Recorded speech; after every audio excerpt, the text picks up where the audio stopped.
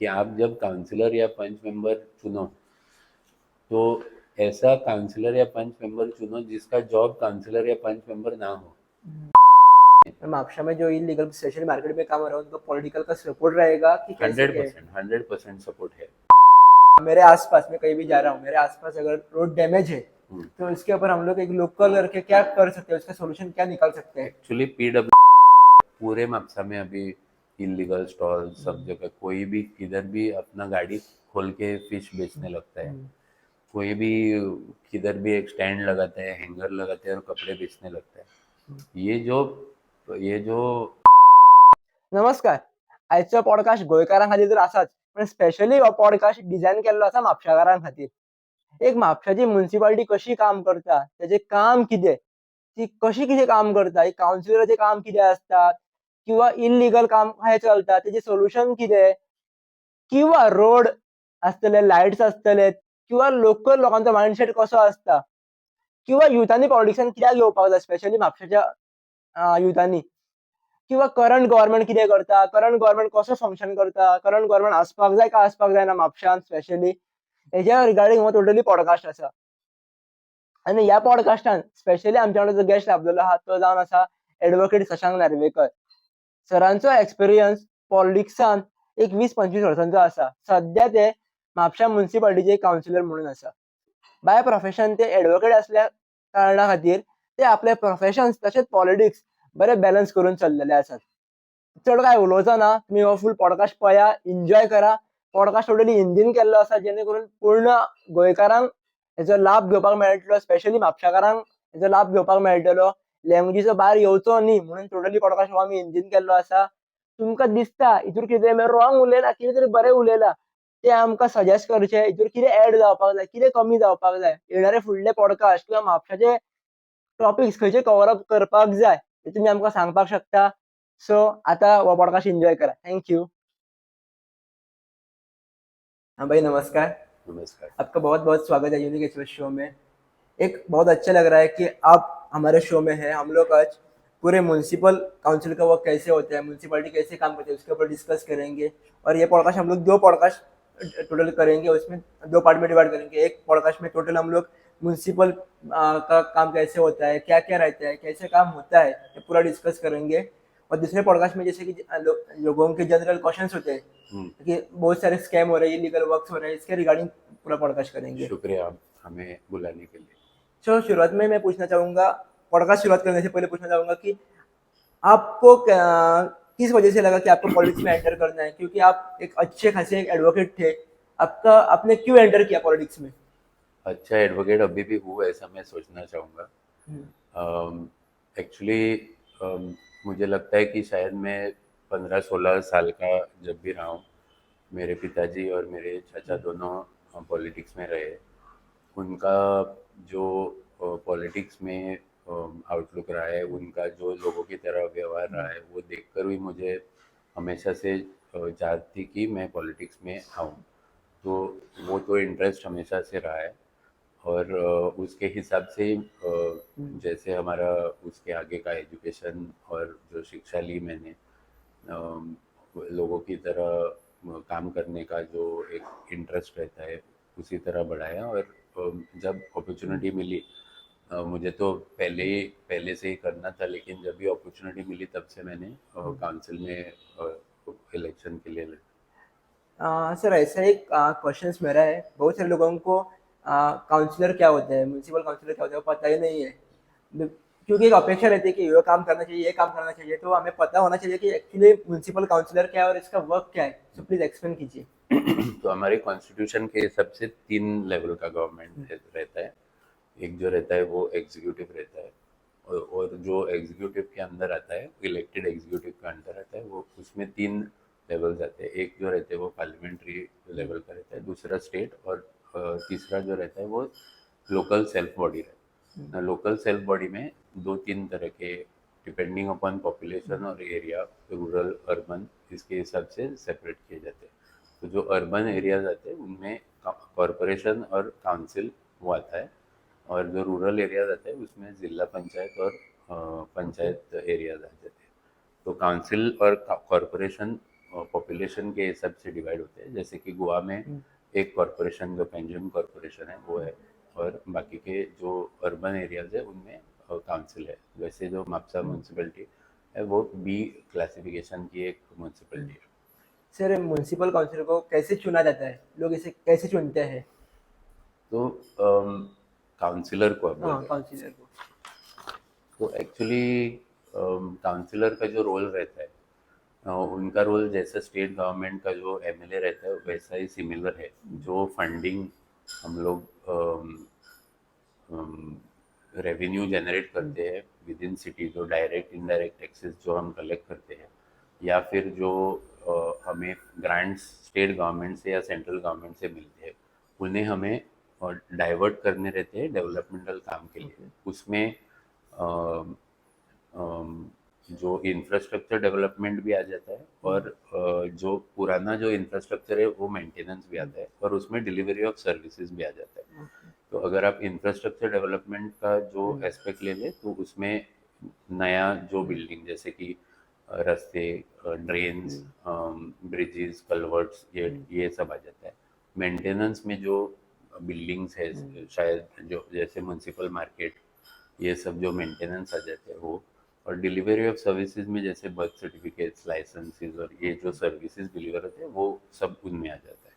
तो ये सब का जो डाइवर्जन ऑफ फंड्स और मैनेजमेंट ऑफ पूरा जो सिटी का जो मैनेजमेंट आता है वो सब काउंसिलर और जो पूरे सब इलेक्ट होते हैं और चेयरपर्सन उनके अंडर डाइवर्जन उनका हो जाता है।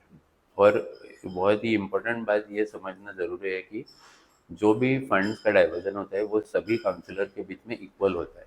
ओके, मतलब सब जो म्युनिसिपल काउंसिलर है उसको सबको हाँ, सब सेम डिवाइड किया जाता है। Correct correct. तो जो भी जितना भी ग्रांट्स गवर्नमेंट का आएगा, 1 करोड़ अगर ग्रांट्स इस म्यूनसिपैलिटी में आया तो पूरा ग्रांट्स इक्वल डिस्ट्रीब्यूट 20 काउंसिलर के बीच में हो जाता है। तो जो एडिशनल फंड्स हमें ज़रूरत पड़ता है, क्योंकि सब वार्ड्स तो इक्वल नहीं होते हैं। तो थोड़ी एरिया में हिली रीजन रहा तो अलग रिक्वायरमेंट्स रहते हैं, फ्लैट जो service flat low lying areas रहते हैं उधर अलग रहता है। उसके हिसाब से जो एडिशनल रिक्वायरमेंट्स रहते हैं वो हम लोग पीडब्ल्यूडी या फिर जी सूडा जैसे अथॉरिटीज़ है, या Goa state infrastructure development authority है, वो अथॉरिटी से ले लेते सर जैसे आपने बोला कि फंड सबको सेम दिया जाता है करके, हैं। तो हर जो एरिया में रहता है वो उसका थोड़ा डेवलप रहता है, थोड़ा डैमेज रहता है, वो क्यों रहता है? तो डेवलप क्यों नहीं है प्रॉपर? फंड प्रॉपर आ रहा है तो डेवलपमेंट भी प्रॉपर होना चाहिए। एक्चुअली वो डिपेंड होता है कि एक तो कंटिन्यूटी की प्रोसेस समझनी चाहिए लोगों ने। जब एक काउंसलर की टर्म खत्म हो जाती है, जो डेवलपमेंटल प्रोजेक्ट्स उन्होंने लिए वो कंप्लीट करने के लिए, क्योंकि उनका प्रोसेस चालू रहता है। अगर वो हार के अगर उसके ओपोनेंट या उसके ऑपोजिट थॉट प्रोसेस का कोई आए, तो उनका माइंडसेट ऐसा नहीं होना चाहिए कि अरे वो मेरा ओपोनेंट था, अभी उसने जो प्रोजेक्ट लिया है वो मैं अभी कैंसिल कर दूँ और मैं दूसरा ले लूँ। एक तो क्या होता है, वो जो फंड अलॉट हुआ होता है वो वापस कभी कभी गवर्नमेंट वापस ले लेता है।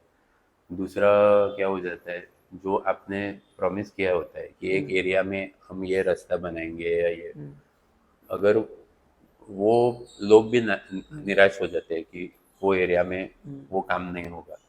तीसरा ये एक नेगेटिव एटीट्यूड है कि आप ये काम नहीं करेंगे, मैं अभी अलग ही काम करूंगा, क्योंकि कोई भी प्रोजेक्ट या कोई भी आपको डेवलपमेंटल वर्क शुरू से एंड तक करने के लिए अप्रोक्सीमेटली 1.5 से 2 साल लगते हैं। तो अगर 1.5 से 2 साल आप एक प्रोजेक्ट में लगाने के लिए निकालेंगे, जो प्रोसेस कंप्लीट हुआ हुआ है ऑलरेडी, अगर आप नया स्टार्ट करने के बजाय वही कंप्लीट करने में लगाए और कंटिन्यूटी रखे तो काम जल्दी से हो सकता है। और जो रिपेयर और जो छोटा छोटा काम रहता है उसके लिए हम लोग म्यूनसिपैलिटी में डिपार्टमेंटल काम करके एक सेपरेट सेक्शन रहता है, उसमें से रिपेयर्स और मेंटेनेंस का काम हो सकता है। लेकिन एटीट्यूड जो काउंसलर का हमने देखा है बहुत बहुत से एरिया में और बहुत से काउंसिल में, कि उनको नए जो काउंसलर रहते हैं उनको वो प्रोसेस मालूम नहीं रहता है। प्रोसेस मालूम नहीं रहता है, इनके कारण जो 1.5 से 2 साल जो मैंने टाइम बताया वो कभी कभी 2.5 साल हो जाता है। ओके।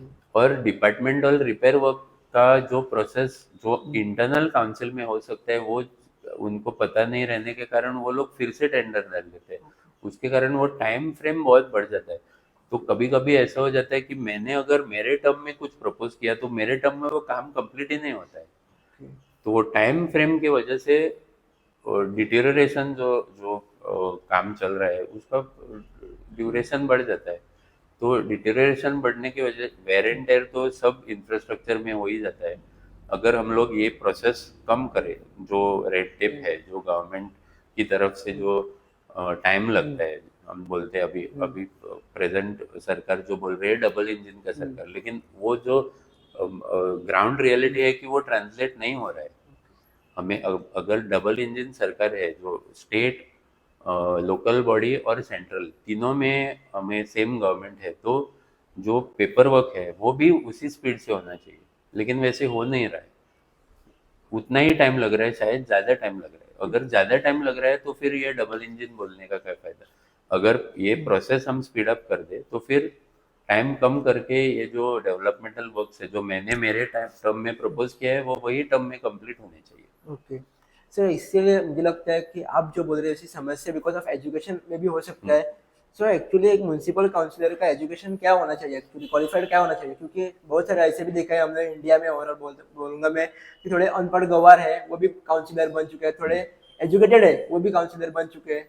सो क्या एजुकेशन होना एक्चुअली चाहिए? एक्चुअली देखिए, एजुकेशन जब हम बोलते हैं तो उसमें लिटरेसी और एजुकेशन में फ़र्क है।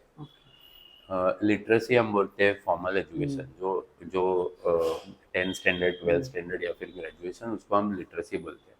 एजुकेशन को बोलते हैं नो हाउ। हमें पता होना चाहिए कि एक प्रोसेस कैसे चलता है, अंडरस्टैंड करके लेना चाहिए कि कैसे एक स्टार्ट टू फिनिश कैसे हम प्रोसेस कंप्लीट करना चाहिए। ऐसे इंडिया में बहुत एग्जांपल्स है, स्पेशली महाराष्ट्र जैसे स्टेट में, जहाँ बहुत से विलेजेस ने अनएजुकेटेड अनपढ़ होते हुए भी सेल्फ सस्टेन करके बहुत से प्रोसेसेस में, जैसे पानी की समस्या, इलेक्ट्रिसिटी की समस्या, ये सब सॉल्व करके सेल्फ सस्टेन करके लिया है। बहुत से विलेजेस ने ऐसे किया है। तो ऐसा नेसेसरी नहीं है कि एजुकेशन मस्ट है। अभी जो हमारी प्रोसेस की भाषा है, फॉर एग्जांपल गोवा में हम बहुत मोस्टली इंग्लिश यूज़ करते हैं, जो कोर्ट्स है या फिर हमारा डिपार्टमेंटल जो काम है उसमें हम इंग्लिश यूज़ करते हैं, लेकिन कोंकणी और मराठी में भी यूज़ कर सकते हैं, ऐसा कुछ प्रॉब्लम नहीं है। तो मेरा ऐसा मानना है कि एजुकेशन, सॉरी, लिटरेसी से ज़्यादा इम्पोर्टेंट क्या है कि आपको अगर एक पोजीशन मिले तो आप थोड़ा टाइम लो और जो प्रोसेस लगेगा वो समझने के लिए थोड़ा एफर्ट डालो, और वो समझने के बाद उसी प्रोसेस की तरफ आप बढ़ो। तो education of course administrative process और एडमिनिस्ट्रेटिव जो डिपार्टमेंटल वर्क्स के वजह से जो हमें लिखना जो पड़ता है, उसे ऑफ कोर्स इंग्लिश का बेसिक नॉलेज हमें अभी गोवा में तो लगता ही है, लेकिन ऐसा वो एक शॉर्टकमिंग नहीं है कि आप अगर कोंकणी में करेंगे तो कम पड़ेगा। तो आप कोंकणी में भी कर सकते हैं, लेकिन ये अभी बहुत लोगों का माइंडसेट हो चुका है कि अगर हमें इंग्लिश नहीं आता या अगर हमें कोंकणी नहीं आता तो ऐसा प्रॉब्लम हो जाएगा। हमारे मापसा में जो इस टर्म में पहली चेयरपर्सन थी शुभांगी वाइंगरकर, उन्हें वो शायद 10 स्टैंडर्ड से कम सीखी हुई है, लेकिन उन्होंने बहुत ही प्रोग्रेसिव अच्छा काम किया, तो हम उन्हें सपोर्ट भी कर रहे थे उन काम में। तो ऐसा नहीं है कि लिटरेसी होना चाहिए, लेकिन एजुकेशन, इंटेंट और इंटरेस्ट जो प्रोसेस है उसमें सीखना चाहिए। ऐसा हुआ है कि इन दिनों में बहुत हम देख रहे हैं कि अलग अलग कारणों के लिए बहुत अनपढ़ इलिटरेट लोग, लेकिन ऐसा नहीं कहना चाहिए कि इलिटरेट माने अनएजुकेटेड, वो लोग शायद प्रोसेस में भी अच्छा कर रहे हैं, लेकिन इन जनरल देखे तो शायद नंबर बढ़ रहा है जो अनएजुकेटेड और इलिटरेट लोग सर, इसी इलेक्ट से होके आ रहे रिलेटेड एक क्वेश्चन से और है कि पहले हम लोग देखते थे कि म्यूनसिपल काउंसिल कम से कम 2-3 साल काम करते थे। हैं। अभी 6 महीने में 3 महीने में चेंज हो रहा है, तो इतने फास्ट चेंज हो गए तो काम कैसे करेंगे और डेवलपमेंट कैसे होगा, क्या है एक्चुअली ये, ये और क्यों ये चेंजेस। ये हमने भी बहुत इसके बारे में इशू रेज किया है कि ये जो म्यूजिकल चेयर का सिस्टम जो चल रहा है ये बंद होना चाहिए, क्योंकि जैसे मैंने बोला, अगर एक डेवलपमेंट काम के लिए 1.5 से 2 साल लगता है, तो अगर आप चेयर पर्सन ही 1-2 साल में चेंज कर देंगे तो फिर वो प्रोसेस कंप्लीट, क्योंकि हर चेयर पर्सन जो आएगा उसे अपने स्टाइल से इंस्टीट्यूशन चलाने का तो हक है, क्योंकि अगर वो एज अ इंस्टीट्यूशन का हेड बैठेगा तो उसे इंस्टीट्यूशन अपने हिसाब से चलाने का हक है, ये तो हम मानते हैं। लेकिन अगर उसे उसके हिसाब से चलाना है तो एटलीस्ट 2.5 साल एक चेयरपर्सन को मिलना चाहिए, एटलीस्ट। उससे कम टाइम वो चेयरपर्सन जो इलेक्ट हुए उसके लिए भी अनफेयर है, जो पूरा इंस्टीट्यूशन है उसके लिए भी अनफेयर है, जो काउंसिलर्स है उनके लिए अनफेयर है, और पूरे सिटी के लिए तो बिल्कुल ही अनफेयर है, क्योंकि कोई भी प्रोजेक्ट, कोई भी फंडिंग, कोई भी जो हम ग्रांट्स लाते हैं या कोई भी पॉलिसी डिसीजन मेकिंग कंप्लीट हो ही नहीं सकता, क्योंकि साल में एक बार हम बजट प्रेजेंट करते हैं, वो बजट के हिसाब से हमें वर्किंग करना पड़ता है। जो पूरे इंजीनियर जो भी सेक्शन, अकाउंट सेक्शन जो भी सेक्शन है, उन्हें वो सब वर्किंग करना पड़ता है।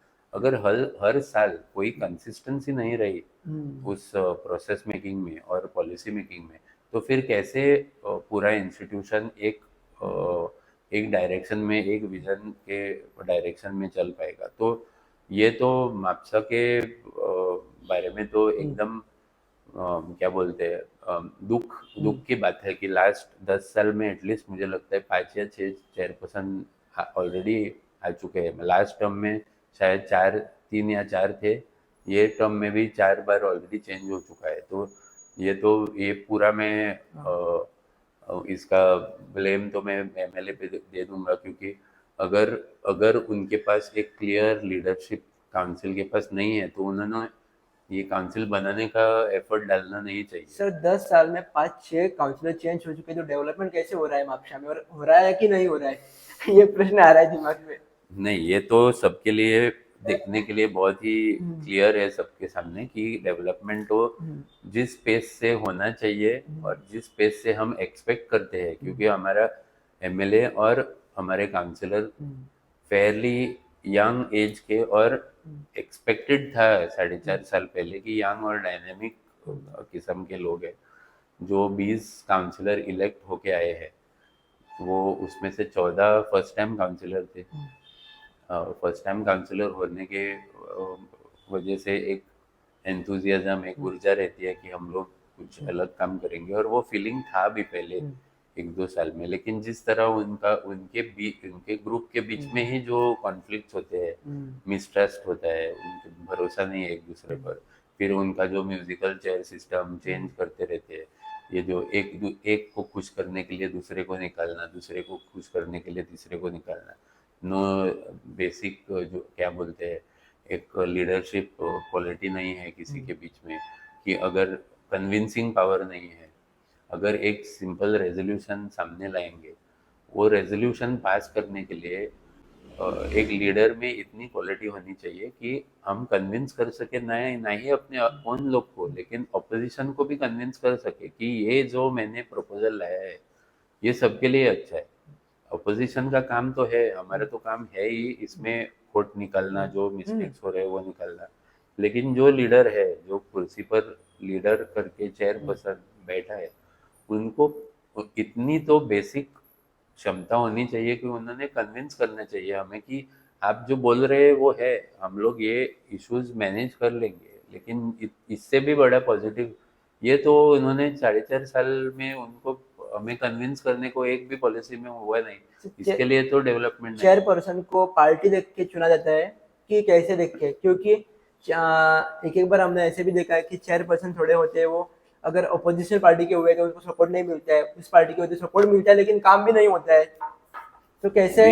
इस बार तो 4 चेयरपर्सन जो चुने हैं उसमें से 2 तो अपोजिशन में से थे, क्योंकि फॉर कन्वीनियंस, तो मुझे नहीं लगता है पार्टी के हिसाब से ये जो इस बार ये टर्म का मैं बोल सकता हूँ कि मैं भी फर्स्ट टाइम काउंसलर हूँ, हम्म, तो इस बार तो उन्होंने कन्वीनियंस के हिसाब से रखा और हम्म, वो बाकी के सब लोगों के लिए इनकन्वीनियंस बन हम्म। गया। सर एक practically how to improve waste management मापशा एरिया हमने बहुत देखा है कि बहुत सारे वेस्ट हमें दिखाई दे रहे हैं रोड साइड में बहुत बढ़ रहे हैं अभी मापशा एरिया में तो क्या एक्चुअली प्रैक्टिकल सोल्यूशन इसका क्या हो सकता है? देखिए, अभी वेस्ट मैनेजमेंट का एक बहुत ही वास्ट और बड़ा इशू है। वेस्ट मैनेजमेंट का एक तो एक कल्चरल और हमारा जो पूरा इंडिया का जो माइंडसेट है ना, वो हम्म, माइंडसेट का ही इशू है। ओके, हमने एक्चुअली वो जो छोटे बच्चे से इनकलकेट कल्चरल एक हम्म, हैबिट इनकलकेट करना चाहिए ना, उसके हम्म, हिसाब से ये करना चाहिए। ओके, जो हम लोग घर में जैसे बोलते हैं ना, थोड़ा सा किधर कचरा हम्म, डाला तो बच्चों को हम लोग हम्म, बोलते हैं अरे ये उठा के इधर डस्टबिन में रखो, डाल- ठीक से जगह में हम्म, रखो।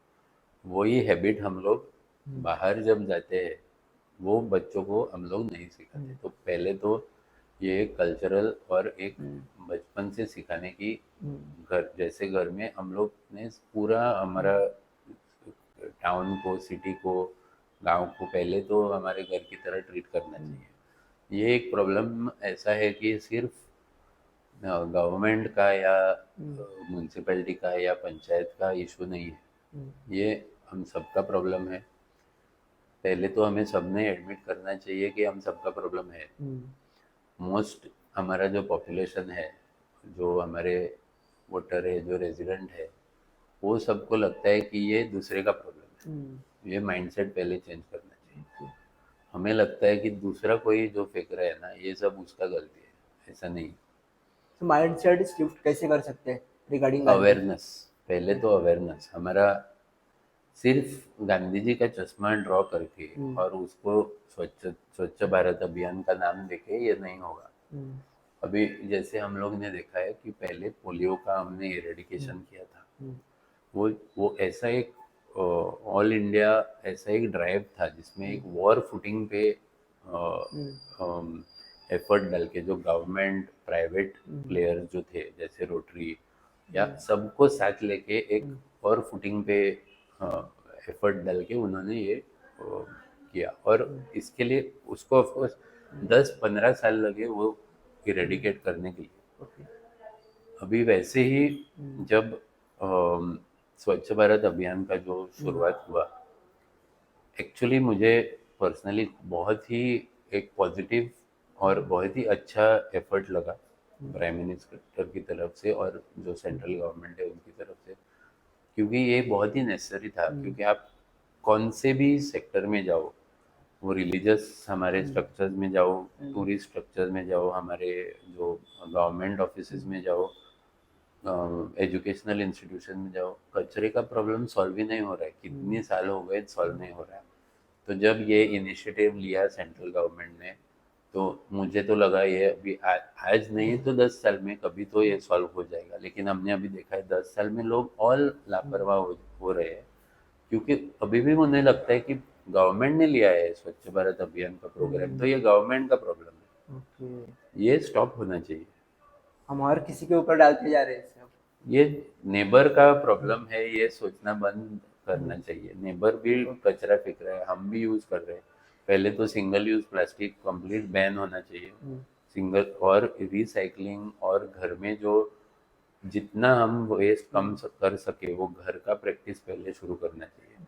आउटसाइड जो हम गार्बेज कलेक्शन सेग्रीगेशन, वो सब सेकेंडरी है, वो सब सेकेंडरी है। और वो सब जितना हो सके, हम्म, मुझे लगता है बहुत से हमारी म्यूनसिपैलिटी से, ऐसा मैं नहीं बोल रहा हूँ, लेकिन एज मच एज हम्म, पॉसिबल जितने म्यूनसिपैलिटी और पंचायत मैनेज कर सकते हो, हम्म, क्योंकि उसमें हाई कोर्ट अभी इन्वॉल्व हो गया हम्म, है, सुप्रीम कोर्ट अभी इन्वॉल्व हो गया है, सब डायरेक्शंस है, हम्म, सब कायदे भी बनाए गए हैं, सब रूल्स एंड रेगुलेशंस है। लेकिन ये इम्प्लीमेंटेशन करने के लिए अगर लोग साथ नहीं देंगे हम्म, तो इट इज़ इम्पॉसिबल। ये कभी नहीं सॉल्व हो सकता प्रॉब्लम जब तक सब लोग साथ में आके ये प्रॉब्लम सॉल्व नहीं करेंगे। ये ब्लेम गेम पहले तो बंद होना चाहिए।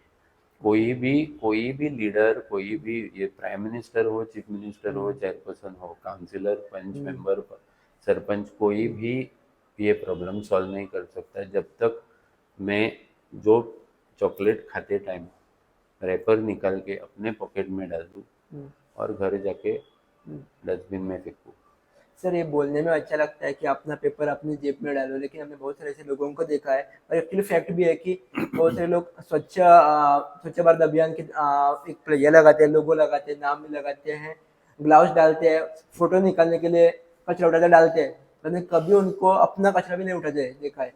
थोड़े लोग दिन भर कचरा उठाते हैं, उनका कहीं भी नाम भी नहीं आता है। हम्म। से पूरा जो साइकोलॉजिकल एडवर्टीजमेंट हो चुका है, और पूरा एक तो मुझे लगता है उसका भी कुछ मिसअंडरस्टैंडिंग हो चुका है। एक्चुअली मैं रेगुलरली ये हम्म, मेरे भी वार्ड में बोलता हूँ कि जो हमारे हम्म, सैनिटेशन वर्कर्स है और जो हमारे हम्म, गार्बेज सेग्रीगेशन और जो गार्बेज कलेक्शन के जो वर्कर्स है उनको अभी साधारण में भी 25-30 साल हो गए, वो अभी गार्बेज पिकअप कर रहे हैं। उनके हेल्थ पे जो इफेक्ट हो रहा है, हम्म, क्योंकि गार्बेज सेग्रीगेशन करने के टाइम पे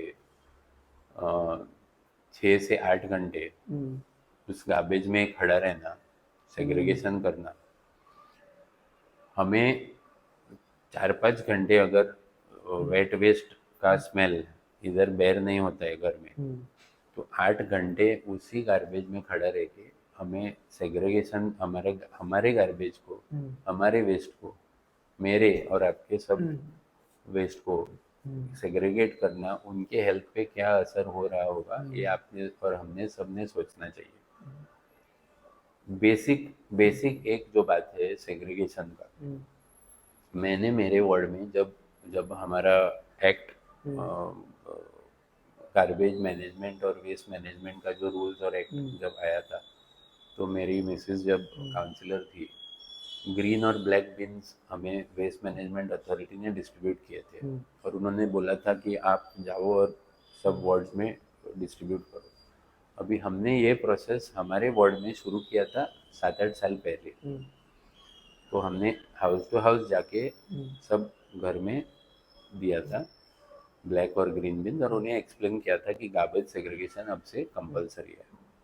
अभी उसको मेरे टर्म के 4.5 साल हो गए, हम्म, उनके टर्म के 2-3 साल के बीच में हमने ये किया था, तो हम्म, हमें टोटल 6.5 साल लगे हैं हमारे वार्ड को अवेयर करने के लिए। अवेयर करके, फाइन्स हम्म, लगा के, फोर्स करके, झगड़ा करके सबको लाइन में लाने के लिए, which include individual house hold plus building, okay. जो बल्क जनरेटर्स है हमारे हम्म, बिल्डिंग्स वगैरह, सबको लाइन में लगा के, फिर भी मेरा 90% ही हो रहा है, अभी तक ओके, 100% सेग्रीगेशन नहीं हो रहा है।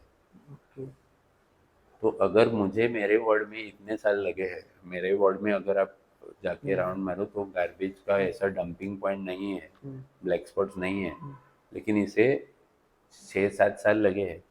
बाकी के वार्ड्स में शायद कंटिन्यूटी नहीं थी, वही काउंसलर हम्म, इलेक्ट होके नहीं आए, या वही फैमिली के नहीं आए, या शायद दूसरे, या शायद काउंसलर्स ने एफर्ट नहीं डाला, तो ये रिजल्ट नहीं आया। हम्म, तो वही प्रॉब्लम परसिस्ट हो रहा है ओके, कि, लेकिन इशू क्या है कि ये बेसिक है, हम्म, आप जब डस्टबिन में जाके फेंक रहे हैं तो प्लास्टिक हम्म, और पेपर एक साइड में फेंको और जो वेट वेस्ट एक साइड में फेंको। हम्म, अगर ये स्टार्ट से ही नहीं हो रहा है तो फिर आप एक्सपेक्ट मत करो कि वो लेबर ने उधर खड़ा रह के इतने घंटे करना चाहिए।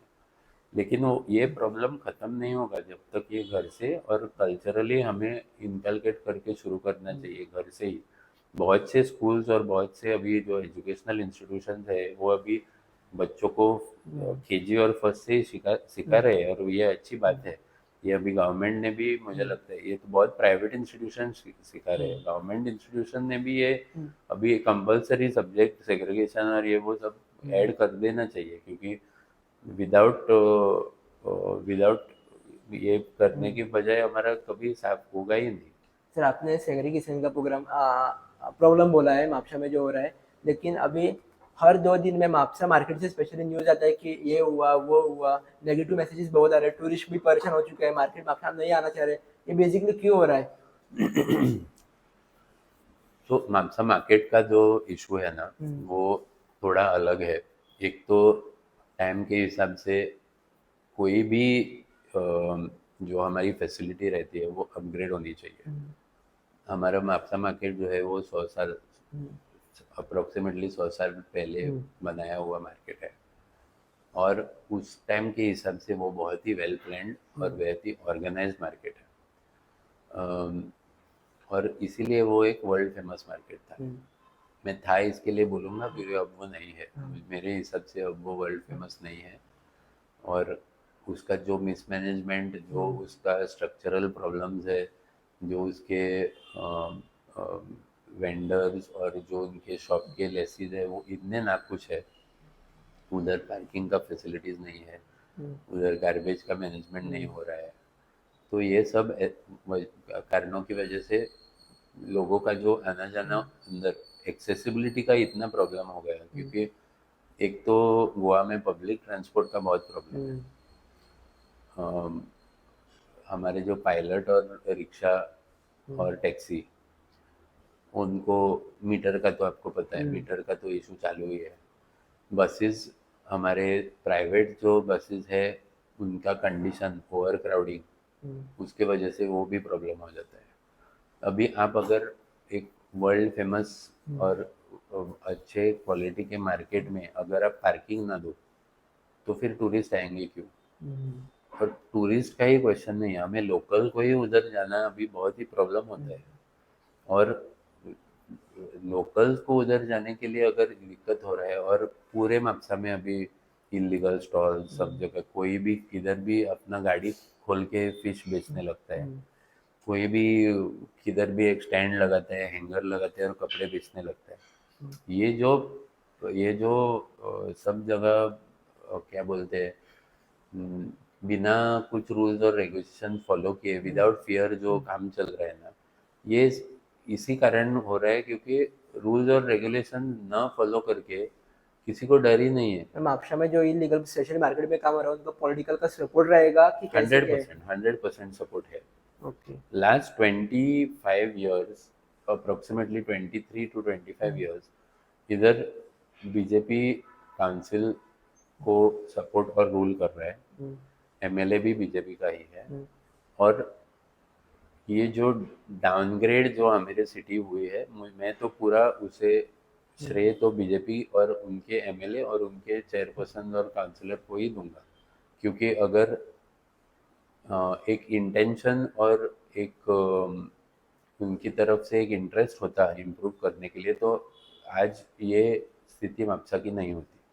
मतलब ऐसे भी कहा जा सकता है कि अलग वर्ड में कि बीजेपी गवर्नमेंट की वजह से मापशा सिटी डिस्ट्रॉय हो रहा है।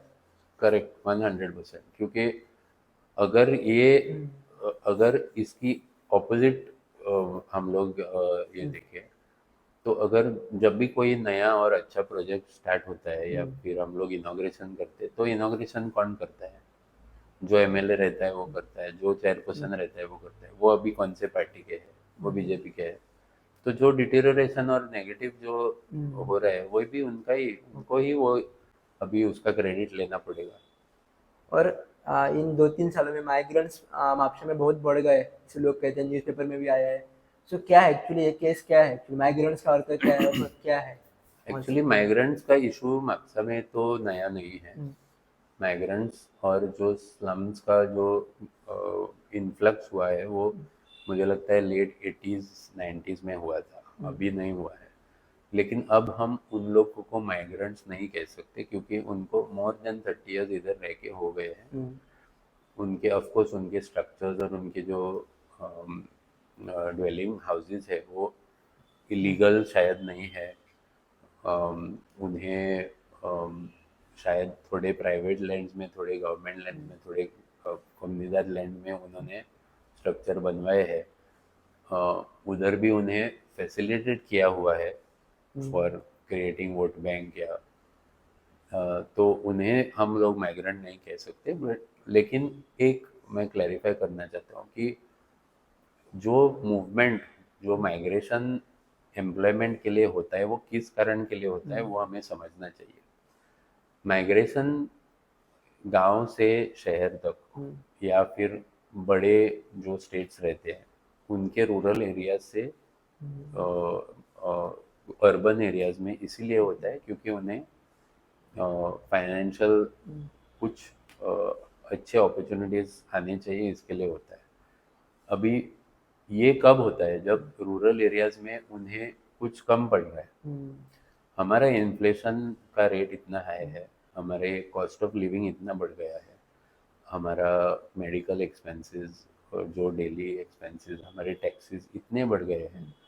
अभी ऐसा हो गया है कि रूरल एरियाज में सेल्फ सस्टेन करके मैनेज करने को अपने फैमिली जिसमें 4-5 जन हैं, और जैसे कि फॉर एग्जांपल फार्मर्स या फिर पॉटरी करने वाले लोग या फिर जो छोटे बिजनेस चलाने वाले रूरल एरियाज में हैं, वो सस्टेन नहीं कर पा रहे। तो अगर एक या दो आदमी, एक फैमिली जिसमें 6-7 लोग रह रहे हैं, अगर उस अर्निंग में नहीं मैनेज कर पाएंगे तो वो शहर को आएंगे ही, क्योंकि उनको तो अपनी फैमिली की केयर रखनी है। बराबर। तो ये एक अर्बन प्रॉब्लम नहीं है, ये एक्चुअली एक रूरल प्रॉब्लम है।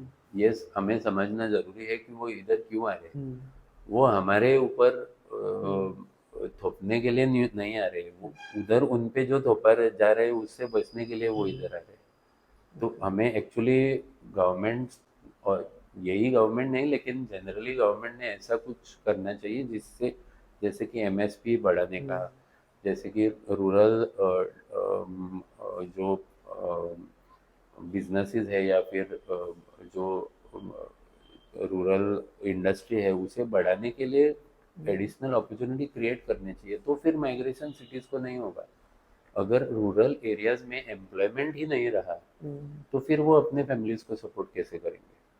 तो ये माइग्रेशन का प्रॉब्लम सिटीज का, अपॉर्चुनिटी का इशू सिर्फ सिटी में लिमिटेड नहीं है। वो माइग्रेशन क्यों होता है, इंडिया के लोग बाहर पढ़ने के लिए जाते हैं, बहुत से लोग उधर ऑब्जर्व क्यों हो जाते हैं, यही प्रॉब्लम है, क्योंकि इधर वो अपॉर्चुनिटी नहीं मिलता है। तो वो अगर मेरी कैपेबिलिटी को इधर रिकॉग्नाइज नहीं किया जा रहा है या मुझे इधर वैसी अपॉर्चुनिटी नहीं मिल रही है, तो फिर मैं उधर जाऊंगा जिधर वो वैसी अपॉर्चुनिटी मुझे मिले या वैसा मुझे रिकॉग्निशन मिले। अभी जैसे हम देखेंगे मैथ्स या फिर जो एकेडमिक फील्ड में है, हमने तो लास्ट 10-15 सालों में डिक्लाइन ही देखा है एकेडमिक फील्ड में। जैसे सीईओज और बड़े बड़े जो कंपनीज है उन्होंने बहुत इंडियन लोगों को हायर किया है, लेकिन इंडियन कंपनीज और इंडियन इनका डिक्लाइन क्यों हो रहा है, क्योंकि इधर वो अपॉर्चुनिटी दे ही नहीं रहे। तो इट इज सिमिलर सिचुएशन जो रूरल और अर्बन एरियाज में हो रहा है। तो मापसा का भी वही सिचुएशन है, जो पहले आए थे इधर भी, जो हम लोग के बड़े स्टेट से, जो वेस्ट बंगाल से बहुत लोग आ रहे हैं, उड़ीसा से बहुत लोग आ रहे हैं। प्रॉब्लम यही है कि वो स्टेट्स में अपॉर्चुनिटी नहीं मिल रहा है, लेकिन वो प्रॉब्लम सदर्न स्टेट्स में क्यों नहीं हो रहा है। अभी कल अगर आप देखें तो केरला एक्सट्रीम पॉवर्टी से बाहर निकल के आ गया है, तो केरला के लोग इधर क्यों नहीं आ रहे हैं, क्योंकि वो स्टेट्स में उन्होंने पॉलिसी डिसीजन ऐसे लिए हैं ओवर टाइम। अभी का मैं बात नहीं कर रहा हूँ, लेकिन ओवर टाइम लास्ट 30-40 साल में उन्होंने ऐसे पॉलिसी डिसीजन लिए जिससे ग्रेजुअली, क्योंकि जो भी गवर्नमेंट पॉलिसी डिसीजन लेगा वो 5 साल में उसका रिजल्ट आता नहीं है, उसको थोड़ा टाइम लगता है। तो जिसके हिसाब से उन्होंने काम किया है ओवर 20-25 साल 30 साल, ग्रेजुअली उनका ये ग्राफ बढ़ा है, उनका इंडस्ट्रियलाइजेशन बढ़ा है, उनका प्रोडक्शन बढ़ा है, उनका ये सब बढ़ने के कारण अभी उन्होंने उनका पॉपुलेशन भी रिड्यूस हुआ है। मतलब गोवा में पॉलिसी डिसीजंस वीक है। गोवा में नहीं, ये जो माइग्रेंट्स आ रहे हैं वो गोवा के नहीं है, गोवा के रूरल एरियाज के नहीं है ना, वो बाकी के स्टेट्स के है। जैसे मैंने बोला यूपी के हैं, बिहार के हैं, उत्तर प्रदेश के हैं, सॉरी उड़ीसा के हैं, वेस्ट बंगाल के हैं।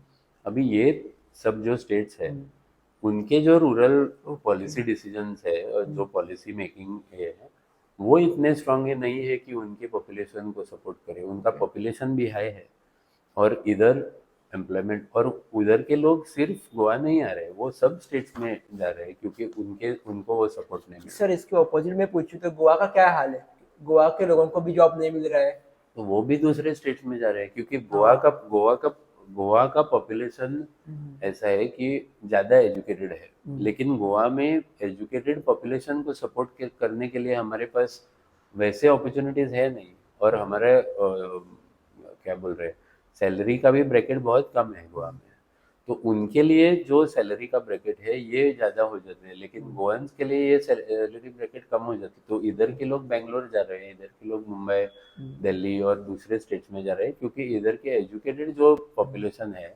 उनके लिए उनका वैसे पे स्केल उधर ज़्यादा है, और आउट ऑफ इंडिया भी जा रहे हैं, बहुत गोवंस माइग्रेट आउट ऑफ इंडिया भी कर रहे हैं। सर एक गोवा के छोड़ देता हूँ मैं, मापशा में बहुत सारे लोग एजुकेटेड लोग हैं, पॉलिटिक्स को भी छोड़ देता हूँ, लेकिन फिर भी इतने एजुकेटेड लोग मापशा में होने के बाद भी चाहिए उतना डेवलप क्यों नहीं हो रहा है? पॉलिटिक्स को छोड़ ही देंगे हम लोग की तरफ, हम्म।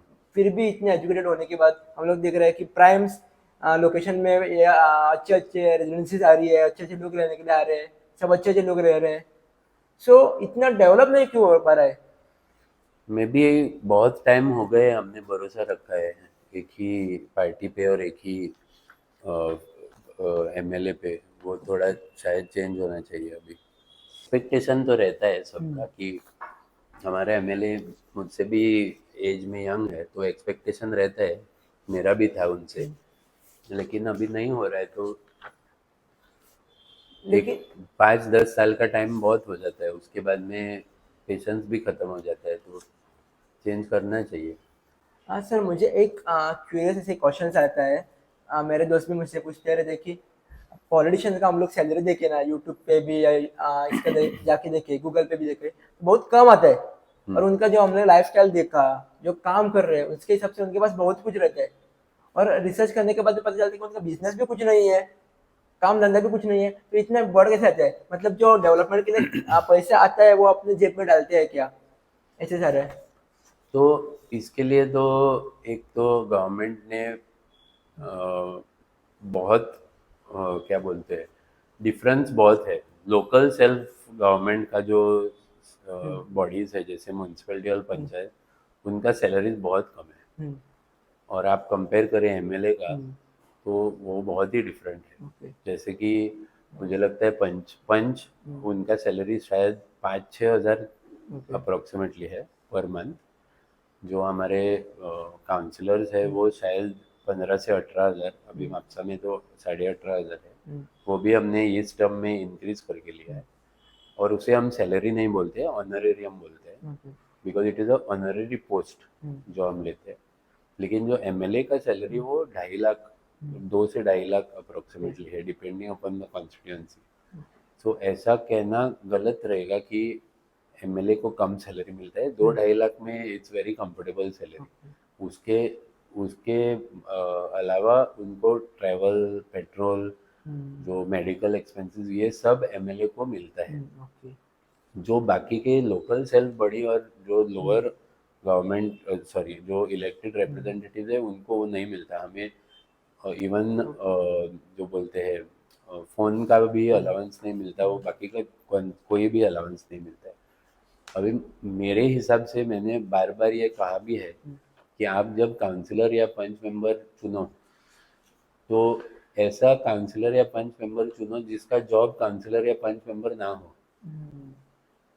उसका बेसिक जॉब वो ना हो, क्योंकि अगर उसका जॉब वही है तो फिर वो कॉन्ट्रैक्टर से पैसा लेगा, या क्योंकि नहीं तो वो सस्टेन कैसे करेगा। आपने ये सोचना चाहिए कि 18 हज़ार में तो महीने का खर्चा नहीं छूटता है, किसी का भी नहीं छूटता है। तो अगर वो काउंसलर का जॉब करेगा और 2,000 लोगों को केयर करने का रिस्पॉन्सिबिलिटी लेगा, तो 18 हज़ार में नहीं हो सकता है।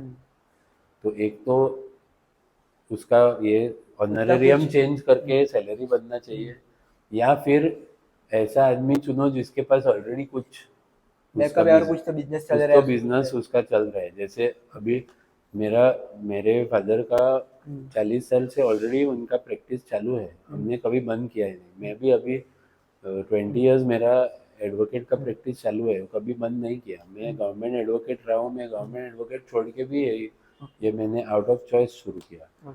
बहुत से ऐसे पॉलिटिशियंस हैं जिनका काम सिर्फ पॉलिटिशियन का काम है, वो मुझे ऑलवेज डाउट लगता है कि वो खुद को सस्टेन कैसे करते हैं। तो ये लोगों ने सोचना चाहिए कि अगर वो अपना घर चला नहीं सकता सक्सेसफुली, एक बिजनेस या एक कुछ काम भी कैसे करें? व्यवसाय नहीं चला सकता तो फिर वो सिटी कैसे चलाएगा? ये लोगों ने सोचना चाहिए कि पॉलिटिशियन ये एक जॉब नहीं है, ये एक सर्विस है। तो ऐसा आदमी या एक महिला चुनो जो ऑलरेडी एक बिजनेस नहीं तो एक काम कर रही हो। अगर वो सक्सेसफुल उस काम में है तो फिर वो सिटी चला सकती है। लेकिन सर हमें चुनने में भी प्रॉब्लम आ जाता है ना, क्योंकि शुरुआत के दौर में एक पॉलिटिशियन खड़ा रहने के लिए बहुत सारे अच्छे अच्छे काम करते ही रहता है, और बाद में वो एक 2-3 साल बाद में होने के बाद वो अपना रूप दिखाना शुरू कर देता है, तब तक देर हो चुकी होती है। नहीं, ऐसा नॉट नेसेसरी कि ऐसा सब हाँ। जनरल। शायद मुझे लगता है आपकी उम्र के हिसाब से हम्म। आपने ऐसे ही एग्जाम्पल देखे रहेंगे, लेकिन ऐसा आप जनरलाइज नहीं कर सकते। ऐसे बहुत से पॉलिटिशियन और बहुत से सोशल हम्म। वर्कर या ये है। आपने एक सोचना चाहिए कि जो भी पॉलिटिशियन या जो भी सोशल सर्विस या जो भी एक्टिविस्ट एज एन ऑप्शन आपके सामने आता है, तब आप क्या चुनते हैं? एज अ वोटर क्या हो जाता है आपके पास? जब वोटिंग के लिए ऑप्शन आते हैं तो क्या आप ये सोचते हैं कि इसमें इंटेग्रिटी है? क्या आप ये सोचते हैं कि इसमें काम करने की क्षमता है? क्या आप ये सोचते हैं कि ये आदमी या ये महिला आपको एक्सेसिबल रहेगा फुल टाइम? नहीं, ये ज़्यादा ज़्यादा से ज़्यादा वोटर ये नहीं सोचते हैं। ज़्यादा वोटर ये सोचते हैं कि या क्या ये मेरे धर्म से है, क्या ये मेरे जात से है, क्या ये इसने मुझे कितना पैसा दिया इलेक्शन से पहले, क्या इसने मेरे नेबरहुड में मंदिर में कुछ काम किया। ये क्राइटेरिया अगर आप सोचेंगे तो फिर जो आपने जिस जिस पॉलिसी में आपने इन्वेस्ट किया आपको रिटर्न वही मिलेगा। Got it। मतलब हमारी सोचने की क्षमता है वो थोड़ी कम है या कुछ अलग है, नहीं, चेंज होनी जो चाहिए। जो हमें हम्म। सिखाया जाता है उसके हिसाब से हम लोग हम्म। देखते हैं ना। तो ओके। हम लोग ने अपना नजरिया चेंज करो। हम्म। हर इलेक्शन में आपके पास 10 ऑप्शन रहते हैं। हम्म। हम लोग चुनते हैं जो हम अभी हमें मिल रहा है ना वापस हम्म। पॉलिटिशियन की तरफ से, वो हम ही ने चुना है। हम्म। तो ये नहीं बोल सकते कि वो रंग दिखा रहे हैं। हम ही ने ये पेंट किया है जो हमें हम्म। मिल रहा है वापस। तो ये नहीं बोल सकते कि पॉलिटिशियन ने ऐसा किया है, हम्म। या ये तो हम ही ने चुने हैं। हमने मतलब ये ऐसे हुआ जैसे कि हमने आपने। शायद वोट उस हम्म। कैंडिडेट को ना डाला हो, लेकिन हमने दूसरे कैंडिडेट जो अच्छा कैंडिडेट है उसे जिताने के लिए एफर्ट भी नहीं डाला। हम्म। अगर अगर मैं अच्छे कैंडिडेट को सपोर्ट करता हूँ, मैंने कितना एफर्ट डाला वो अच्छे कैंडिडेट को जिताने के लिए? हम्म। मैंने घर में रिलैक्स किया, हाँ वो अच्छा कैंडिडेट है, उसको वोट डाल के मैं वापस आया। लेकिन दूसरे कैंडिडेट ने पैसा खर्चा किया, अपना इमेज अच्छा, हम्म। झूठा ही सही लेकिन अपना पोर्ट्रे किया अच्छा इमेज, और दूसरे कैंडिडेट को बर्बाद कर दिया हम्म। जो अच्छा कैंडिडेट था। तो मैंने एफर्ट तो नहीं डाला, हम्म। तो मैं नहीं बोल सकता कि वो ये अच्छा है या हाँ। बुरा है। तो मतलब उसने जो अपना हिसाब से किया वो किया। मतलब ये ऐसे हुआ जैसे कि आपने बीच में बोला था कि हम लोग नेबर पे जो ब्लेम डाल रहे हो पहले खुद पे डाल के देखो कि हम लोग क्या एफर्ट, कर रहे हैं। अगर आपको अच्छा रिजल्ट चाहिए तो आप पढ़ाई करते हैं, हम्म। वैसे ही आपको अच्छा पॉलिटिशियन और अच्छा आपको स्टेट चाहिए तो एफर्ट डालो, हम्म। सबने डालना चाहिए। एक इतने अभी साल ने हमने जो कंट्री बिल्ड किया है वो तो अकेले किसी हम्म। ने नहीं किया है ना, पूरे कंट्री के। इसलिए मैं बोलता हूँ कंट्रीब्यूशन सबका होता है। जो हम्म। मार्केट में सब्जी बेचते हैं उनका भी हम्म। कंट्रीब्यूशन है, और जो साइंटिस्ट बाबा एटॉमिक एनर्जी में काम करते हैं उनका भी कंट्रीब्यूशन है, हम्म। जो गार्बेज भी क्लीन करते हैं उनका भी है, और जो गवर्नमेंट चलाते हैं उनका भी है। तो Got it। एक एक किसी सेक्शन पर ब्लेम डालना कि ये सब इसके हम्म। पॉलिटिशियन के वजह से हुआ है, या ये सब सिर्फ हम्म। चीफ मिनिस्टर या सिर्फ चेयरपर्सन की वजह से या सिर्फ प्राइम मिनिस्टर, ये बिल्कुल गलत है। मतलब ब्लेम डालना आसान हो चुका है आज के दौर में। ये ब्लेम खुद से ब्लेम हटाने के लिए तो दूसरे पर हम्म। उंगली उठाने का काम लोग करते हैं ना। तो अभी इजी हो गया है, सबका इजी टारगेट है पॉलिटिशियन, तो सब ब्लेम पॉलिटिशियन पे डाल। ओके। और एक ऐसा ही एक्चुअली यूनिवर्सल प्रॉब्लम है जैसे कि रोड डैमेज, ये चलते ही आ रहा है और कब खत्म होगा पता नहीं। उसके ऊपर मैंने रील भी बनाया था कि हम लोग खड्डे की वजह से ही हम लोग सीख रहे हैं कि कैसे गाड़ी फास्ट चलाना, क्योंकि हमें अचानक खड्डे मिल जाते हैं, हम लोग कट मार की वजह से सीख जाते हैं। सो एक्चुअली एक प्रॉब्लम कभी सॉल्व होगा कि नहीं? Road problem, road actually damage हो रहा है जो, स्पेशली मैं हाईवे का बोल रहा हूँ, अंदर का छोड़ दो। हम्म। हाईवे डैमेज इतने हो चुके हैं कि नहीं एक्चुअली एक मैंने भी थोड़े दिन पहले इस पर एक छोटा वीडियो सीरीज शुरू किया है, जिस पर मैंने एक 4-5 स्टेप्स का एक कैसे इम्प्रूव हो सकता है वो ये किया था, जिसपे पहले तो डिपार्टमेंटल इंटर डिपार्टमेंटल जो कोऑर्डिनेशन का प्रॉब्लम है ना, वो तो पहले सॉल्व होना चाहिए। क्योंकि एक डिपार्टमेंट आता है खुदाई करके जाता है, दूसरा डिपार्टमेंट उस पर रेस्टोरेशन करता है, उसके बाद में पानी का ये आता है, एक पाइप डाल के जाता है, फिर और एक सीमेंट डाल के जाता है, फिर ऐसा जो मिस कोऑर्डिनेशन, जो लैक ऑफ कोऑर्डिनेशन डिपार्टमेंट में है, वो पहले तो वो प्रॉब्लम सॉल्व होना चाहिए। वो इंटरनल रोड हो या हाईवे हो, जो भी हो, ये तो क्योंकि सब सब जो भी आप छोड़ के नेशनल हाईवे, सब जो रोड्स है वो गवर्नमेंट और म्यूनसिपैलिटी और पंचायत के अंडर ही आते हैं। जो भी पाइपलाइंस है, जो भी इलेक्ट्रिकल वर्क है, वो तो एक एक ही सिंगल डिपार्टमेंट के अंडर आते हैं, तो उसके लिए रोड्स का डिफरेंशिएशन करने का जरूरत नहीं है। इलेक्ट्रिसिटी डिपार्टमेंट तो एक ही है, पीडब्ल्यूडी पानी का डिपार्टमेंट है वो एक ही है। तो अगर उनका जो लेइंग ऑफ पाइपलाइंस या लेइंग ऑफ वायर्स जो भी है वो सिंगल है, तो फिर आप अलग अलग रोड्स का डिफरेंशिएशन करने का जरूरत नहीं है। आप एक बार देखो, एक पूरा सेक्शन का ले लो जो भी काम है, और रेस्टोरेशन एक ही बार कर दो। लेकिन अभी प्रॉब्लम क्या हो गया है, जो टेंडर लेने का जो सिस्टम हो गया है ना, ये सिस्टम मनी मेकिंग बिजनेस हो गया है। और हॉटमिक्स ये एक ऐसा टूल है कि एकदम प्रॉफिटेबल जो बोलते हैं जरिया हो गया है। मतलब कैसे एक्चुअली प्रॉफिट है अगर मैं हमारे जैसे युवा बिजनेस करना चाहे तो? क्योंकि इसमें स्कोप तो मुझे लगता है। मुझे क्या है, हॉटमिक्स का जो एक तो जो हमारे रोड लेइंग का जो सिस्टम है, उसमें हम लोग अगर पहले देखें, अगर हम लोग पोर्चुगीज टाइम के रोड देखें या अभी तक जो मेंटेन है वो रोड देखें, वो कंक्रीट के रहते थे। अभी कंक्रीट के क्यों बंद किए हैं और ये हॉटमिक्स का क्यों शुरू किया है मुझे मालूम नहीं, ये तो अभी ओवर टाइम हो गया है। फिर भी जो हॉट मिक्सिंग का जो प्रोसेस है, लेइंग का प्रोसेस है, उसमें रोड स्क्रैपिंग रहता है, उसमें सोलिंग रहता है, वो प्रोसेस कर ही नहीं रहे। क्योंकि एक तो हमारा वेदर ऐसा है कि अनप्रडिक्टेबल हो गया है, कभी भी बारिश हो जाता है। हॉट मिक्स के लिए एक सर्टन टेम्परेचर पे लाके उसको डालना पड़ता है, एक सर्टन थिकनेस पे उसको लाके डालना पड़ता है। अभी आप देख रहे हैं नवंबर में भी बारिश हो रहा है, तो वेदर का प्रॉब्लम है। मुझे तो लगता है पूरा अभी शायद एक तो बेहतर रहेगा अगर पूरा कंक्रीटाइजेशन ही शुरू कर दे सब जगह, क्योंकि कंक्रीट के जो रोड्स है वो शायद ज़्यादा टाइम टिक रहे हैं। एक तो हॉट मिक्स बंद कर देना चाहिए, क्योंकि वो ये जो कारपेट लेइंग का जो मशीनरी और ये है वो नहीं टिक रहे हैं। अभी 10 साल हो गए हैं।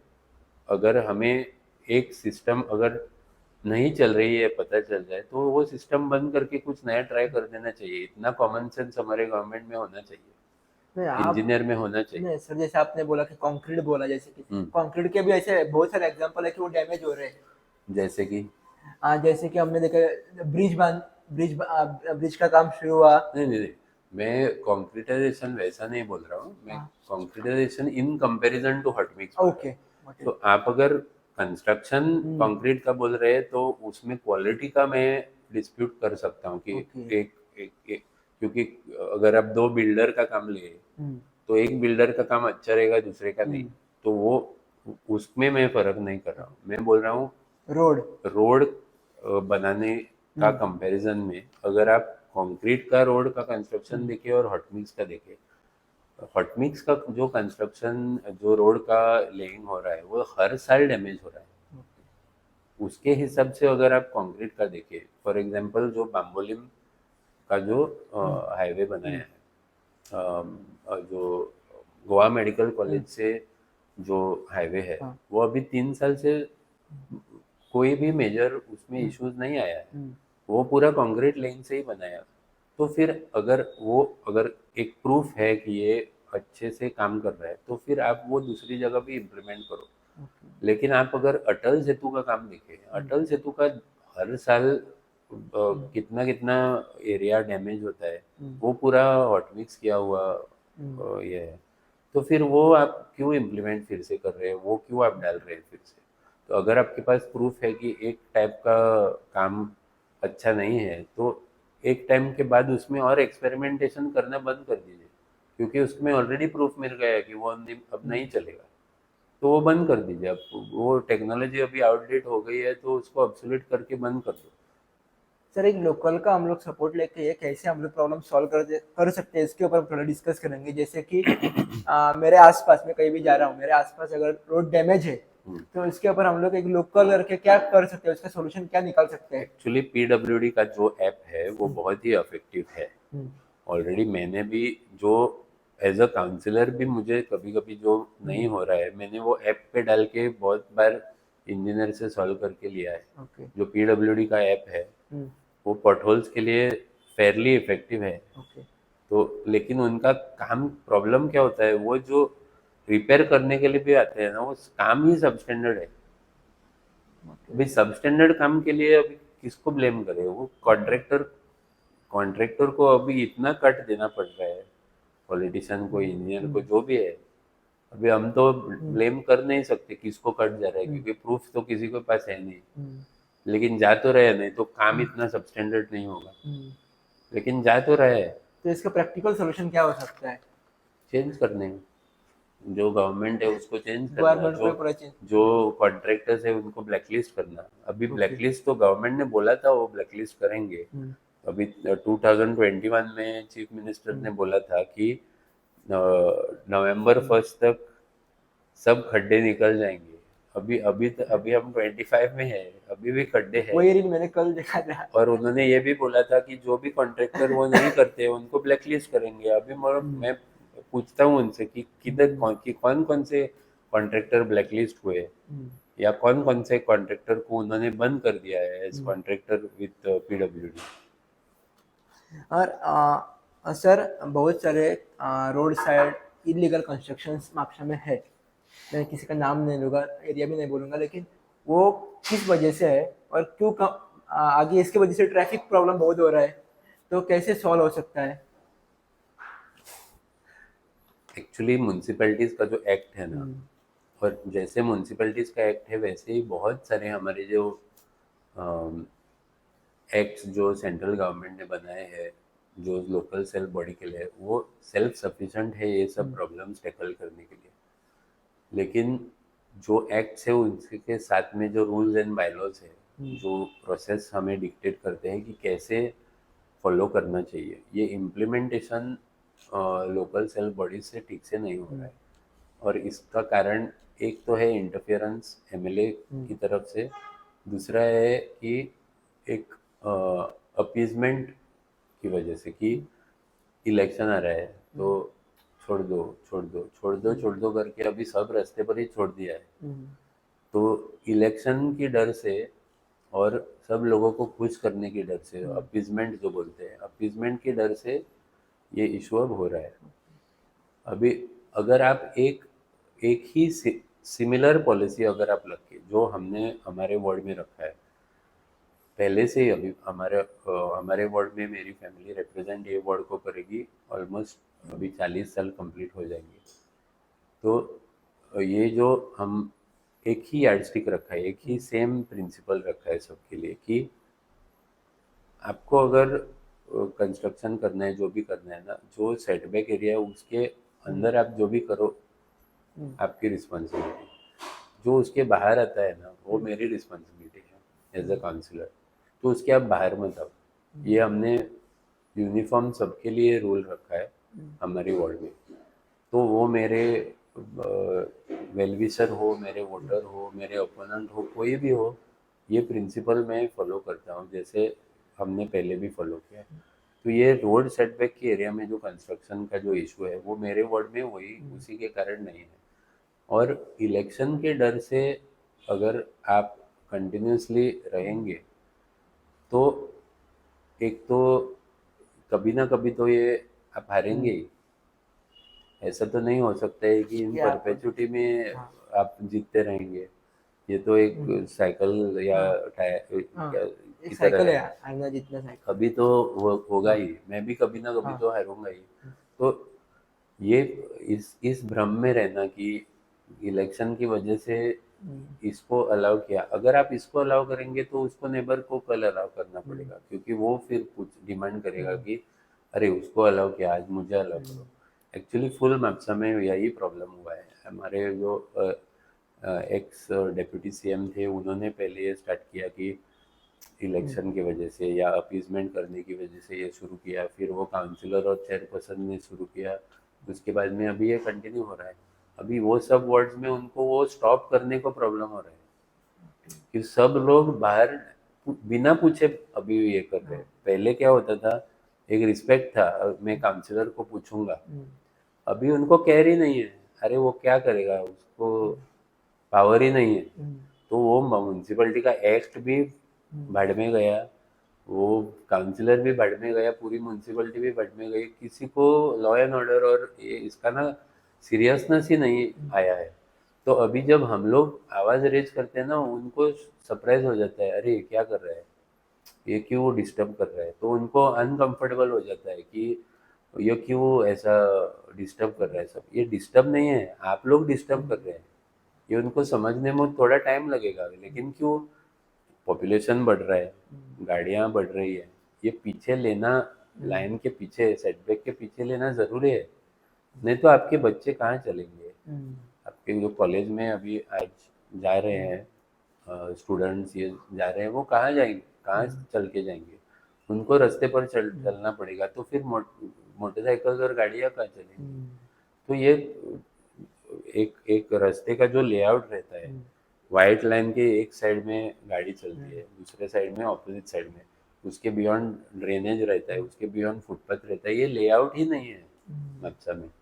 अगर आप लेआउट नहीं रखेंगे तो आप रोड पे तो गाड़ी, पेडेस्ट्रियन और साइड के जो एंसिलरी सर्विसेज जैसे लाइट्स रहते हैं या फिर शॉप्स रहते हैं, वो सब साथ में आना चाहिए ना, वो साथ में ही नहीं है। तो इसलिए सब रास्ते पर ही आ गया है, तो फिर मैनेज कैसे होगा सबका। और ये मापशा में कई जगह पे यह भी देखा है कि एक ही जगह पे लाइट्स बहुत सारे हैं और एक ही जगह पे लाइट्स भी नहीं है, तो इसका क्या फैक्टर है?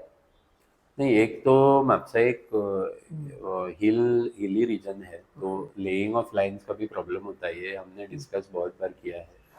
तो जो मेंटेनेंस का जो इशू है, जो बहुत जगह ऑफ लाइट्स वगैरह डैमेज हो जाते हैं, वो अभी मुझे लगता है लास्ट एक 4-5 साल में वो आउटसोर्स किया हुआ था, वो अभी वापस अपने अब इलेक्ट्रिसिटी डिपार्टमेंट के पास आ गया है। अभी इलेक्ट्रिसिटी डिपार्टमेंट, मुझे लगता है माक्सा में अगर कोई अच्छा डिपार्टमेंट काम कर रहा है तो वो इलेक्ट्रिसिटी डिपार्टमेंट है। मैं इनफैक्ट बहुत ही अम, खुश हूँ हमारे इलेक्ट्रिसिटी डिपार्टमेंट से, जिधर भी रिक्वायरमेंट रहता है, विदाउट टाइम निकाले हुए, विदाउट ज़्यादा किटकिट किए हुए, वो किसी भी जगह कोई भी वार्ड में अगर रिक्वायरमेंट हो, मैं यही और सबका शुक्रिया अदा करना चाहता हूँ, क्योंकि स्पेशली अभी बिफोर दिवाली से पहले, इवन मैंने जब रिक्वेस्ट किया, मैंने दूसरे काउंसिलरों को भी पूछा है, जिधर भी रिक्वेस्ट किया है, जिधर भी स्ट्रीट लाइट चाहिए, हमारा मुझे लगता है सबसे इफेक्टिव और सबसे हार्ड वर्किंग डिपार्टमेंट मक्सा में जो है वो इलेक्ट्रिसिटी डिपार्टमेंट है। कोई भी कंप्लेन नहीं है। जो हमारा कॉल सेंटर का भी नंबर है 1912, जो गवर्नमेंट का नंबर है, वो भी बहुत इफेक्टिवली काम कर रहा है। उनको कॉल किया तो इमीडिएटली वो रजिस्टर करके इंटीमेट करते हैं, प्रॉब्लम सॉल्व हुआ तो फॉलो अप कॉल भी उनका आता है। मुझे लगता है electricity department as far as उनका कंप्लेन्स और जो मैनेजमेंट का ये है, सबसे इफेक्टिव, एटलीस्ट मापसा में तो अच्छा काम करने वाला डिपार्टमेंट उनका है। और सबसे लो कौन सा है? वो तो मुझे म्यूनसिपैलिटी लगेगा। मुझे लगता है म्यूनसिपैलिटी का बहुत स्कोप है इम्प्रूवमेंट करने के लिए। आपके हिसाब से मापशा में एक बिगेस्ट प्रॉब्लम कौन सा है जो चालू है, कमी नहीं हो रहा है? क्या है जो उसके ऊपर काम करना चाहिए और लोगों को अवेयर सुअरेज, करना चाहिए? हमारा जो सुएज ट्रीटमेंट प्लांट हम्म, एसटीपी, अभी ऑलमोस्ट 12 साल हो गए हैं। हम्म, वो जो सैंक्शन प्रोजेक्ट था वो 120 करोड़ का था, ऑलमोस्ट 90+ करोड़ उसमें स्पेंड हो चुका है। और मुझे नहीं लगता है कि इवन 25 या 30% काम उसमें कंप्लीट हुआ है। नाइदर हमारा एमएलए उसमें सीरियस नहीं है, हमारी काउंसिल, हमारे ये एक्चुअली पीडब्ल्यूडी के अंडर वो आता है, तो पीडब्ल्यूडी का कोई फॉलोअप नहीं कर रहा है। सीएम ने भी ये शायद छोड़ दिया है। एक्चुअली मैं ब्लेम तो पूरा ये एमएलए पर ही दूंगा, क्योंकि अगर अगर कोई सर्विस मापसा की ज़रूरत है और वो पीडब्ल्यूडी या कोई स्टेट डिपार्टमेंट के अंदर आता है और एमएलए उसको फॉलो अप करके उसके पीछे नहीं लगता है, तो अगर एमएलए ही सीरियस नहीं है तो फिर और कोई क्यों सीरियसली उस इशू को लेगा। तो मुझे लगता है 12 साल बहुत ही लंबा टाइम होता है कोई भी प्रोजेक्ट ख़त्म करने के लिए। ऑलमोस्ट 70% फंडिंग उसका ऑलरेडी ख़त्म हो गया है। एक तो वो स्क्रैप करके फ्रेश से स्टार्ट कर ले, क्योंकि अभी तो मुझे नहीं लगता है कोई अकाउंटेबिलिटी उसमें बचा हुआ है। 2-3 महीने पहले सीएम ने म्यूनसिपैलिटी में विजिट किया था, तभी हमने ये क्वेश्चन किया था उनको, और उनका जो जो सीवेज ट्रीटमेंट प्लांट का जो रिप्रेजेंटेटिव मीटिंग को प्रेजेंट था, वो बोल रहा था ट्रायल और टेस्टिंग चल रहा है। ये बिल्कुल झूठ था, हमने भी पॉइंट आउट किया था, लेकिन तब से भी अब तक फिर उस पर कोई फॉलोअप नहीं चल रहा है। दूसरा जो इशू है वो अंडरग्राउंड केबलिंग का है, रोड्स का रेस्टोरेशन। ये हमने जब म्यूनसिपैलिटी एनओसी देती है किसी प्रोजेक्ट को, तो हमने एक कंडीशनल एनओसी दी थी कि आप अगर अंडरग्राउंड केबलिंग करेंगे तो एवरी 100-200 मीटर्स आप रेस्टोरेशन इमीडिएटली करें, क्योंकि हमें ऐसा नहीं चाहिए कि आप आधा सिटी को खोद के रखें और फिर रेस्टोरेशन के लिए सेकेंड हाफ भी शुरू कर दे और रेस्टोरेशन आधा सिटी का ना हो। क्योंकि ये हमने देखा था जब सुएज ट्रीटमेंट प्लांट का जो शुरू हुआ था काम, तो पूरा खोलने का एरिया उन्होंने खुदाई करके रखा था, फिर उसका रेस्टोरेशन 2 साल तक नहीं हुआ। इतना इनकन्वीनियंस था उस टाइम को सब लोगों के लिए। बारिश के टाइम में इतना एक्सीडेंट्स हो रहा था, वो चेम्बर का लेवलिंग नहीं हुआ था, बहुत इश्यूज हो रहा था। तो अभी जब जब हमारे नए पावर मिनिस्टर जब अपॉइंट हुए दौरेकर सर, तभी जब वो आए, तो मैंने अपने वार्ड में उनको वही बोला कि पूरा जब आप ये कर रहे हैं और रेस्टोरेशन का जब प्री कंडीशन है, तो क्यों आप इमीडिएटली रेस्टोरेशन नहीं कर रहे। तो I don't know, may be मेरा थोड़ा न्यूसेंस वैल्यू है, मैं बार बार से ये क्वेश्चन पूछता हूँ या उन्हें इरिटेशन होता है मैं पूछता हूँ। तो उन्होंने मेरा वर्ड का तो कर दिया, लेकिन बाकी का एरिया अभी भी वैसा ही है, तो उन्होंने कर देना चाहिए ना। अगर हमने वही कंडीशन रखा है तो कर दो। म्यूनसिपैलिटी का जो अथॉरिटी है उसको, वो अथॉरिटी को आप रिस्पेक्ट दो। आपका पीडब्ल्यूडी या दूसरा डिपार्टमेंट है और म्यूनसिपैलिटी उसके नीचे आता है, लेकिन आपको विदाउट एनओसी तो आपको काम नहीं करने को मिलेगा। तो अगर आपने एनओसी लिया है म्यूनसिपैलिटी से, को आप उस एनओसी को रिस्पेक्ट दो। ऐसा ट्रीट मत करो कि आपका बीजेपी का गवर्नमेंट उधर है, टेक इट फॉर ग्रांटेड कि हम लोग जो भी चाहिए ऐसा करेंगे।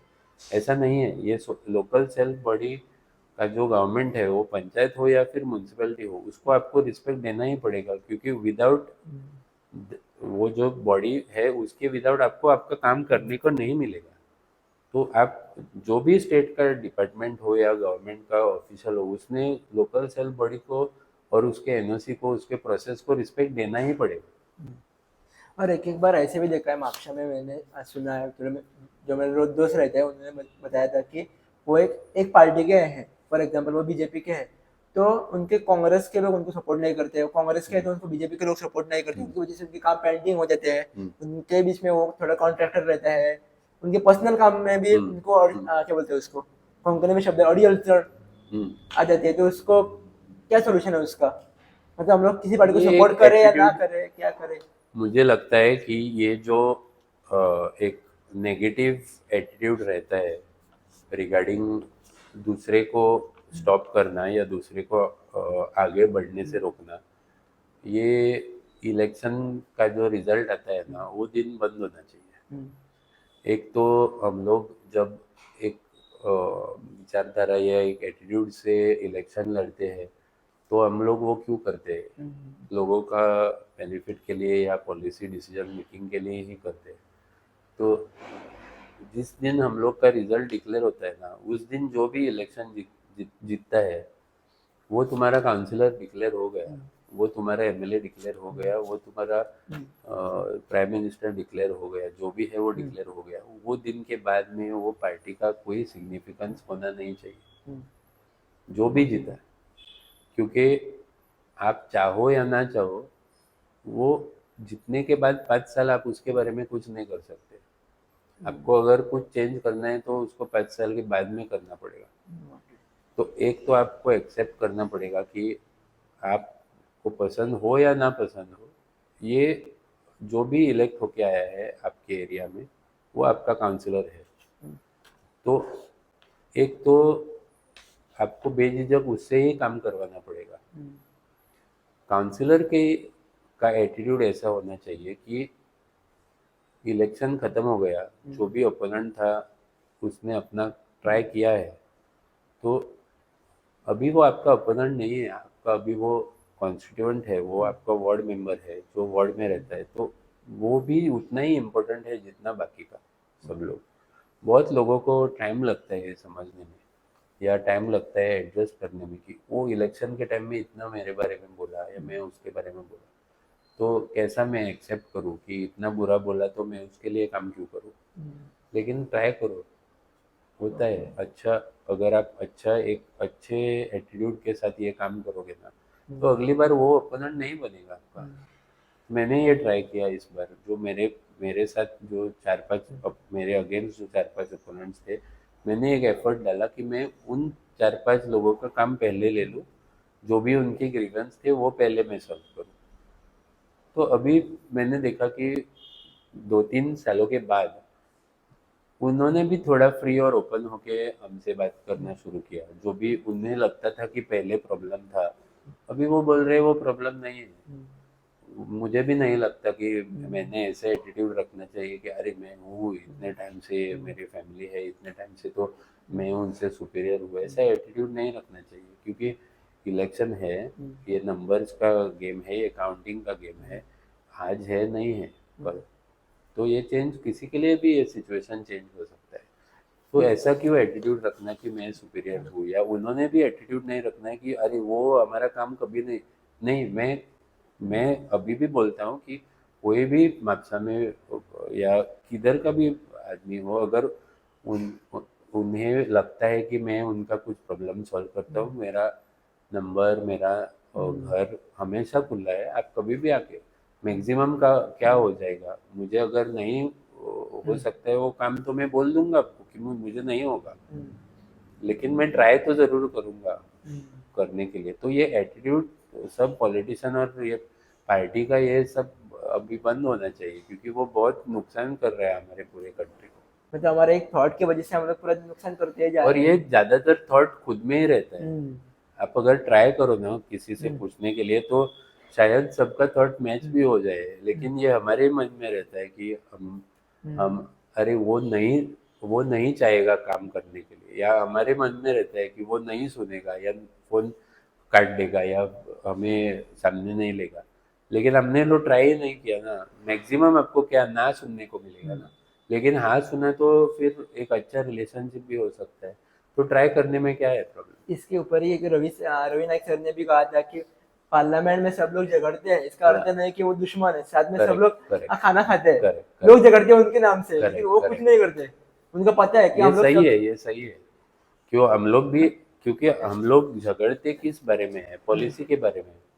तो इसका मतलब ये नहीं है कि मैं किसी का दुश्मन हूँ, लेकिन लोगों का एक्सपेक्टेशन क्या रहता है, अरे ये इधर झगड़ रहे तो हम लोग हमेशा, अगर 24/7 सब लोग झगड़ने लगे तो कैसे रहेगा। वो तो हमारे लिए भी ठीक नहीं है और लोगों के लिए भी ठीक नहीं है।